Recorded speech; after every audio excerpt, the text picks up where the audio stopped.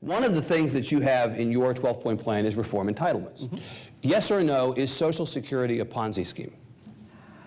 You know, was Brian Williams writing these questions? Oh, yeah, it's a simple question. Yes or no, is Social Security a Ponzi scheme? You know, there was a funny exchange in that debate, because obviously Brian Williams asked I'll be asking you again. Go ahead, tell your story, but I will be asking you again. The funny exchange is Brian Williams asked Rick Perry, is it a Ponzi scheme? Rick Perry says, yes, because he wrote a book and said it was a Ponzi scheme. Said it was a Ponzi scheme. And Brian Williams says, my God, how can you say that? That rhetoric is so overheated. And, you know, there is a level at which words have meaning. What does the word Ponzi scheme mean? A Ponzi scheme is a system. If you and I cooked up a Ponzi scheme, we would have current people pay into it. Right. We would take the money and we would pay it out to other recipients. That's the definition of a Ponzi scheme. Right. In the English language, that is exactly how Social Security operates. So I'm going to take that as a yes, that you believe that Social Security is a Ponzi scheme.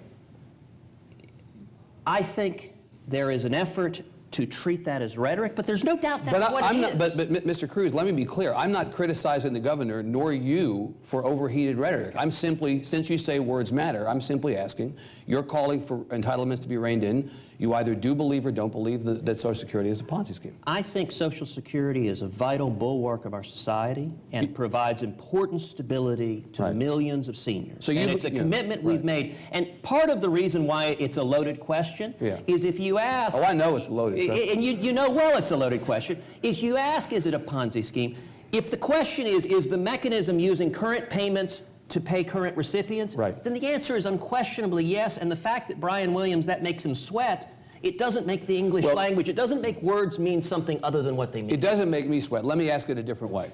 Mitt Romney made a point in response to Governor Perry on that stage the other night and said, I don't want to abolish Social Security, I want to save it. Would you put yourself in that camp? Absolutely, and that's a real contrast. Look, President Obama and the Democrats in Congress want to run away from Social Security reform.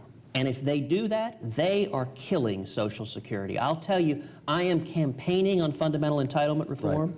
On Social Security, I am campaigning on a series of very specific reforms. 4 parts. Number 1, for seniors receiving Social Security or near Social Security, there should be no change in benefits whatsoever. We've made a solemn promise to them, and we need to stand by that promise.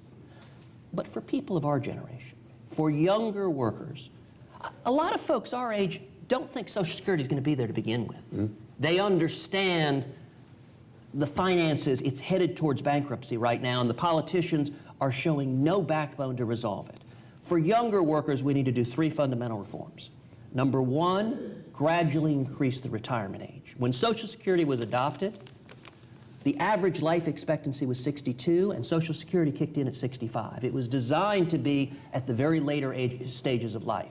Now the average life expectancy is 78. We need to gradually increase it and allow time for younger workers to save and get ready, knowing that Social Security will come at a later stage in life.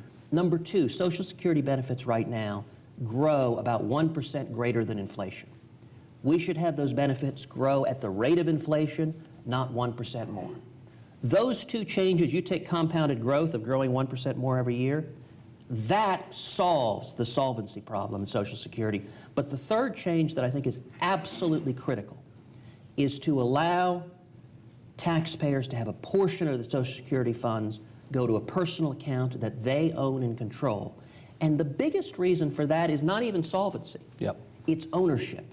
It allows, in particular, low-income workers, people cleaning houses, mowing lawns, working hard out in the sun, over the course of 40 years of working to accumulate significant assets, which they can pass on to their kids, they can use to buy a house, they can use to start a business, to get an education.